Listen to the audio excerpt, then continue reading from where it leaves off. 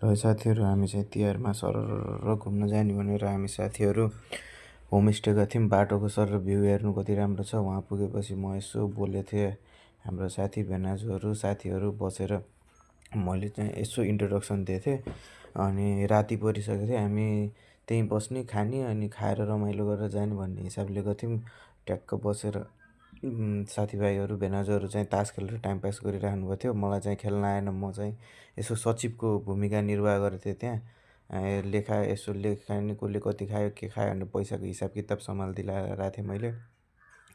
अनि त्यसमा एकछिनमा चाहिँ हामीले खानेकुराहरू त्यहाँ यसो रेडी हुँदासम्म यो यति तास खेलेर समय बिताइरहेको थियौँ। रमाइलो भएको थियो। लगभग 6-7 बजिसकेको थियो। धेरै माथि गाउँतिर गएको थियौँ हामी चाहिँ। अनि त्यसैमा अलिअलि हाँसो मजाक रमाइलो गर्दा गर्दै अब ठ्याक्क खाने बेला पनि हुन लाग्थ्यो। अनि त्यही बेलामा तासमा यसो पैसा जितेको, जसले जितेको त्यसले पैसा दिने, त्यो पैसा त्यहीँ खर्च गर्ने भन्ने कुरा गर्दै थियौँ। अनि त्यत्तिकैमा फेरि उता कुरा भयो, हाम्रो साथीले यसरी यसरी बनाउनु भनेर सिकाइरहेको थिएँ। अनि ठ्याक्क खानेकुरा पनि आयो अनि खाँदै थियौँ। भेनाजुहरू यसो ड्रिङ्क गरिराख्नु भएको थियो, साथी र म चाहिँ खाँदै गफ गर्दै गरेको थियौँ। खानेकुरा नि एकदम राम्रो बनेछ।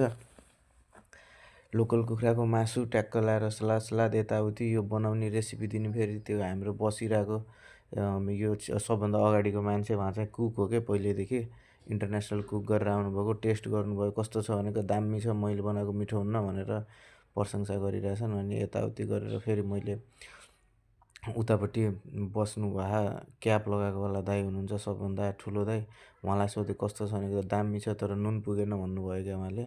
उहाँ पनि फेरि कुकै रहेछ, मलाई फेरि थाहा नभएको। अनि यतापट्टि दुईजना बस्नुभएछ भेनाजुहरू, उहाँ फेरि अलिकति लजालु हुनुहुँदो रहेछ क्या, बोल्न खासै मान्नु भएको थिएन। यतापट्टि बस्नुभएको उहाँ चाहिँ होइन, अहिले मैले सोध्छु हेर्नु है, यतापट्टि बस्नुभएको भेनाजु चाहिँ रमाइलो मान्छे, उहाँले चाहिँ भनिहाल्नुभयो। उहाँले मस्त चाखेर बल्ल दामी छ भन्नुभयो होइन।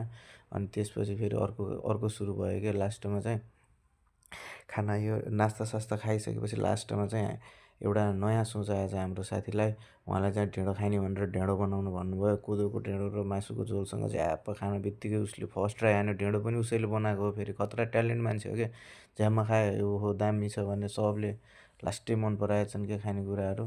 अनि म चाहिँ यसो भिडियो गर्ने यताउति भनेर सबैलाई इन्टरटेनिङ गराइरहेको थिएँ। अनि बस्दा बस्दा साह्रै ढिला भयो, लगभग